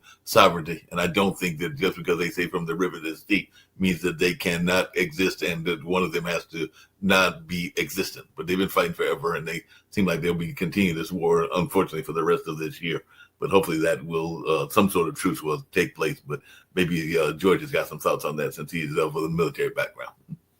Well, I'm in the words of Bootsy, let's funk, not fight. You know? Hey, and like Rodney King said, can we all just get along? Exactly. Yeah. That's all I got to say for that, man. I agree with you. Number 2, I feel like David Letterman. The rise of access of autocracies. The return of geopolitical competition is evident in the growing cooperation between China, Russia, Iran, and North Korea. To my people in Korea, annyeonghaseyo. Their collaboration has been called the axis of autocracies, the axis of upheaval, and the quartet of chaos. Now they actually got these fancy names for all of these people that want to be, political leaders of their country and not have anybody else have a say. And this dude is trying to be that. We must stop him over here, because all of those countries that they just named don't really have their people's best interests at heart. We don't either. We just been calling it something else. But now if it becomes official and this dude go ahead and get with those dudes, we in the world of hurt. So, George, I'm going to start with your thoughts on this one. Man, it's legalized crime. Yeah, it is. That's all it is, you know. And dictatorships. It's a dictator club. Mm-hmm. Yes. That's yes. what it is. Yes. Yeah. Yep. That's all autocrats are dictators, and you actually alluded to it earlier. We complain about the Russians having an oligarchy and everything like that, which means that they've got their folks that are their rulers, their leaders, and kind of their version of the mafia and everything like that. But guess what? If you want to look at Trump and Elon Musk, don't we have our own version now and everything, and even RFK and all in that space? So basically, it's kind of like, you know, the what's the old expression? The pot calling the skillet black and everything like that. So definitely, it's like we can't talk about too much if we are guilty of doing the same thing. You know, what's that other old saying? People that are throwing from glass houses better be careful, because when the rock coming back, if you in a glass house, it's gonna get shattered. So you got to be careful from a glass house. Who's our real vice president? I think his last name starts with an E. Real vice president, or our real vice president, or our real president? Because I think his name starts with an E. Yeah, it begins with an E. His first name starts with an E. I wouldn't even say vice president. I'd say president, even though the vice president has done a disappearing act, because I don't even know if anybody knows where Vance is at, because I haven't seen anything from him. He's done a disappearing act. Yeah. Who? Vance? Vance has done a disappearing act. Have you seen him out in the news lately? Yeah, you don't see him. He ain't allowed. But don't sleep on this dude. Just because you don't see him, don't mean he ain't stirring up trouble. Oh, that's all he can do. Don't sleep on this dude, bro, because he's evil incorporated. You know? He driving a cyber truck too. Yep, that's right. Yeah. All right. Number one, Donald Trump wins the U.S. presidential election. Trump's defeat of Democrat Kamala Harris in 2024 will go down as the greatest political comeback in U.S. history. Lie. In the wake of the January 6th Capitol Hill riot, even senior members of the Republican Party said he was morally responsible for. True. Trump's political obituary seemed written. His comeback owed to his cheating scam seemed written. You know, so I ain't gonna get all into this dude because I don't like to speak his name. But real quick, Mark, your thoughts, and then George, your thoughts. Then we're gonna get out of here, and then just pray for peace around the world and pray for our brothers and sisters all around the United States and around the world, especially New Orleans and Vegas. So go ahead, Mark, get us out quickly. Yeah, I'll get us out real quickly because I don't like to say his name that much either and everything. But I am still shocked at the people that voted against their own interests, because there are a number of women that voted against their own interests, even though they know that he is going to definitely vote and do things that will harm and hurt them and everything like that. Just like I'm real shocked at the Latin population that voted for him as well, because they think that they're going to get some sort of benefit or something from him, even though he's probably going to cause more chaos than everything else. And unfortunately, I hate to say it, but I'm also shocked by the 20%, which is the highest amount that the Republicans have had in a while, of our fellow brothers that have voted for him also, because they bought this whole notion that he gave them a check, even though just because he had his name on the check, because he was smart enough and had enough of an ego to write his name on the check, when a lot of other presidents didn't necessarily do that and everything like that. So I think a lot of people have been buying into some nonsense, and we're going to have some upheaval. But as I told you at the beginning of the show, one of the things that I heard a lot of people saying in general is that they feel that 2025 is going to be a year of positive energy and positive developments, because a lot of people are not going to allow his nonsense and his craziness and that crazy White House that he is putting together to impact them, because we can do things on the local, the state, and other levels to keep ourselves in a semblance of sanity and all along those lines. So that's what I think a lot of people are hoping for, is that this notion of positive energy will continue, even though we've got this crazy man in the White House.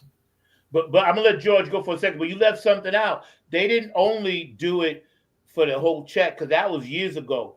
Right. But they did it because they didn't want to vote for a black woman. So how can a black man not want to vote for a black woman? That boggles my mind, and I'll never be able to figure that out. But I guess that's just the way it is. Go ahead, George.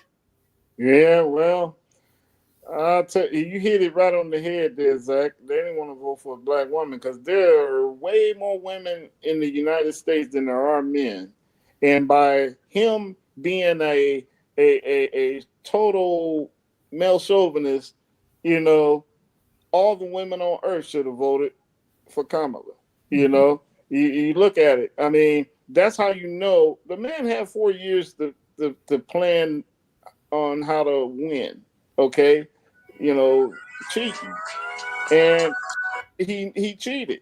You know, so you know it's gonna come out in the wash. But hey, he already said he's gonna set it up to where we don't have a vote. We'll never have to vote again. Remember, he said that, and I strongly believe that he's trying to make himself be a king. Mm-hmm. That's what he's trying to do. He skipped president. He wanted to be the king. Okay, and that's what he's gonna try to do. And if we let him, if everybody let him do it, hey, there ain't nothing stopping him. You know. Yeah. Not Prince Mark. Barron. I was going to say not Prince Barron, because we're going to have Prince Barron out there and everything like that, because that means that he would be the prince. But I did hear somebody recently say that they thought that what you just said, that it could be another attempt of him trying to get an extra term, even though they're only supposed to have 2 terms, followed by 2 terms of Vance. And like both of you, I do not have a lot of respect, and I'm actually somewhat scared of Vance because he's got some crazy ideas of his own, and then followed by another 2 terms of Barron, because by that time Barron would be old enough and everything like that. So this whole notion of there being like this lineage of presidency, which would almost be like a monarchy, is scary and everything. Last time I checked, because we're getting ready to come up on the next year, the 250th anniversary of the country and everything. And isn't that what we fought against with the English, or isn't that what America, I should say, fought against with England, was not wanting to be a monarchy, and we're going to slip back into one? That doesn't make any sense to me. You know what don't make any sense to me? That since 1776, 1776, right? Other than the first real black president, which I think was back in like the early 1800s, there was a black president. This guy. It was. Right? People don't know that. So study up on your history. There was. Yeah. But there has only really been Barack since then. So how you going to have like 300 years, you know, right? 70s, 80s, 90s, right? It's 300 years. Ain't that? Does that make sense? The next year will be 250 years. Next year will be 250 years. Right, because it's every 4 years with the president. Right. So 250 years. You mean to tell me America, not one Afro-American, Native American, woman, you know, Latino, you know, we can't, and we won't allow. And then people vote against their own interests constantly. I had a lot of brothers. I was trying to tell them, listen, if you don't vote, it's a vote for this dude. And if you don't vote for, you know, Kamala, not because she's black, but let's face it, she's smarter. So you're going to put a stupider person in there. So that means that, what are you saying about yourself? How do you view yourself? How do you view how you want to try to talk? Oh, I want to uplift, you know, minorities and uplift black women and uplift our community. And then you got a golden opportunity to do it, and you just refuse. But I'm going to get out of here on that one. Thank you guys for joining us. We appreciate you, George. I'm going to give you the full screen, and then we're going to get out of here, man. And it's been a great show. You guys come alive, stay alive in the comments. Again, our opinions are just for entertainment purposes only. We appreciate you guys, and we'll see you guys next week. But George, I'm gonna let you go ahead and have it, man. So we can get out of here on a positive note, and then I'm gonna come back with my positive. All right, folks. Hey, first off, Happy New Year. May this new year be prosperous for everybody, and everybody stay blessed up and put God first on everything. And look, when we produce this Funketeer concert, this Mothership Festival, come on out, buy your tickets. We'll set up the line for the tickets to come up soon, and everybody can get their tickets. There'll be a VIP ticket, concert ticket, and there'll be a workshop ticket for Garrett's workshop. So come on down to San Antonio around the end of July, and we're gonna have a ball, y'all. So hey, just come on out, buy your tickets. It's gonna be a funky get down party, y'all. So that's what I want to say, and thanks for Zach and Mr. Mark Lee and everybody for setting me up in here for the first show of the year. P-Funk forever, and Compton love for life, and keep those peace signs together, y'all. Funk, not flight. Yo, it is Mr. George the Funkovici Hudson. I'm going to leave you on the screen for mine, George. What I wanted to say to everybody is, first of all, peace, love, and harmony. Thank you for tuning in again. I don't really have a soliloquy to do. I did mine at the top, but I was saving this for the end. I wanted to congratulate my co-producer, Mr. Mark Lee, on becoming a published author, and I'm going to have him come back and tell us about it. So, Mark, you are my closing statement for today, and I want to thank you for always being a great producer, an amazing human being, and amazing brother to me. And I wanted to congratulate you to our audience and tell us a little bit about you becoming a published author. Yeah, my good friend Brian Shulman and his lady partner Nancy Barrows got together, and they had asked several people that were involved with this Voice Your Vibe group that was doing the shout out Saturdays and what's good Wednesdays, or what's up Wednesdays on through LinkedIn and everything. So they asked several of us to write a passage and everything like that. And I learned recently, within the last day or two, that we have been award-winning content, because we were all writing about what was going on during the pandemic and how those kind of like cartoons and kind of like things that we were doing, including a lip sync battle. That's right, yours truly was actually involved in the lip sync battle, because I even had a whole routine where I would claim that Jimmy Carter or other people had actually voted for me, even though they had not voted for me. But it was just kind of a joke routine that we had that was constant and everything like that. And I was always defeating Brian in the contest, and it was just kind of good humor to kind of get us through what was going on with the pandemic. So there were several of us, including a Canadian Olympic champion, a young lady from Tanzania, and Tim Sohn, who had done the leukemia challenge and had been involved in the leukemia battle, because he's a leukemia survivor, or a cancer survivor, I should say, and everything. So we were all just kind of sharing our positivity and the joy of being positive people. And so there's about, I think, 45 to 50 of us that were featured in this book. There's actually supposed to be a event, I think, on this coming Thursday that will be celebrating and us all getting to meet each other and talk to each other online again and everything like that. That's still in. Where can they find the book? It's called Voice Your Vibe, because that's the name of his organization. Is Voice Your Vibe. Where can they find the book? They can find it on both Amazon and Kindle. So they go on Amazon and Kindle and type in Voice Your Vibe by Brian Shulman and Nancy Burroughs. They will see that I am one of the chapters there and everything along those lines. And there's even a possibility, I got to get with both you and George, that another friend of mine, IPC, is working on a musical, because he wanted to first make it into a movie, but now it looks like it's going to be a musical, and that was one of the people involved with the Funky Eye puppets and everything. So he's sent me an NDA and something like that. So I might also be a published, not just a published, but a actor, a voice actor in that particular production. I've got to get with him and the gentleman from Europe. I think he's from England and everything, about some rehearsals and everything. But I know that he wants good music, so I got to make sure that we've got some music from the Nappy Head Funk Army and some good art, so which means I got to get some George art in the movie as well and everything. So we're going to see if we can do that and see if we can connect you to that gentleman, because he's actually close to you, George. He's actually in California. I think he's in Chico, California, if I'm remembering correctly. So we've got to plug George is in Texas. Yeah, no, he's in Texas, but Texas and California are closer than North Carolina to California, which is the point that I was making. And I always go to California. Oh, and by the way, the show Mothership Festival, Pro Trailers, San Antonio. Oh, cool.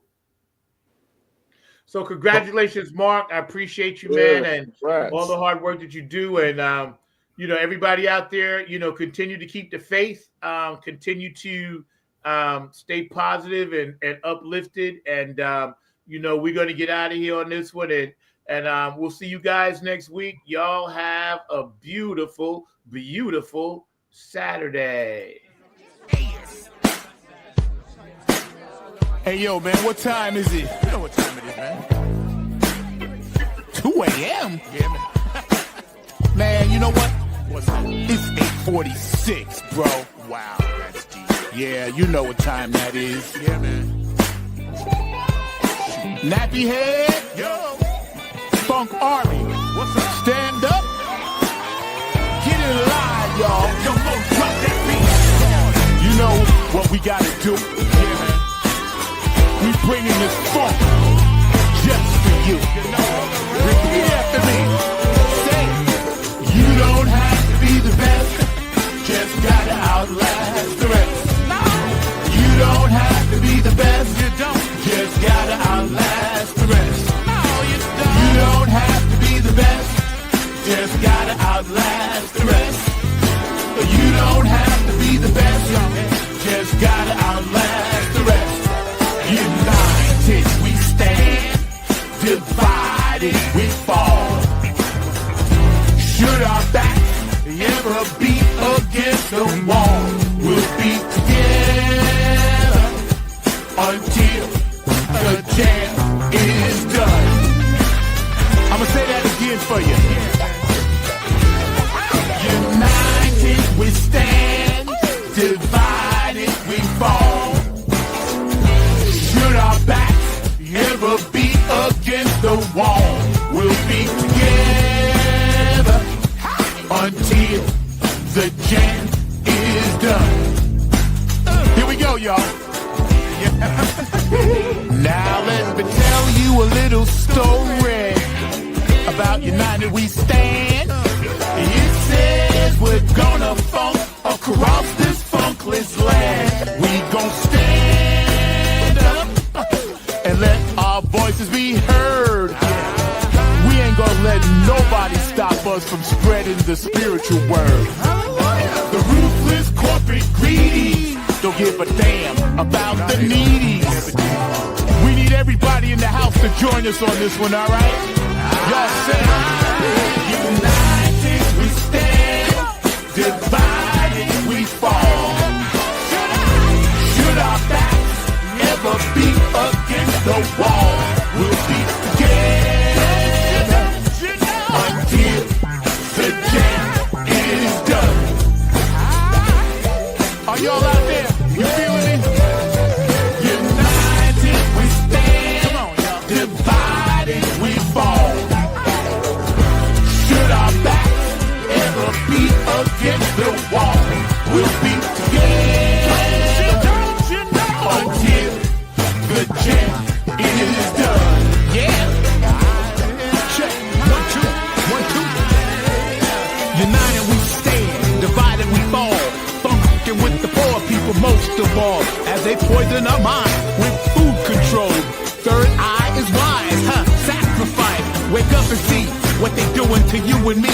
Keeping a separate product of Illuminati, like the jail cell did my boss John Gotti. Dirty politics and high-priced prostitution reside in all the important positions. Just look around at the injustice in the world. Some forced to live in a deplorable conditions. Watch us, watch what we do. This rap is coming up just for you. So sit back, relax, check out our phone calls. The Nappy Head Funk Army always bumping in your drum. Twitter, tweet, TikTok. The ruthless corporate greedy give a damn about the needy. A movement, genocide and homicide is happening all around the world. Promise me this, promise me that, when all the fat cats stabbing us in the back. Man, get off my back, bro. Killing me. Let me see you wave your hand. We all wanna take a stand. Rise up against the corporate man. Let me head all across this land. Oh yeah. Nothing but this new type funk 2022. Let me see you wave your hands. We all wanna take the stand. Rise up against the corporate man. Let me head all across this land. Come on, y'all.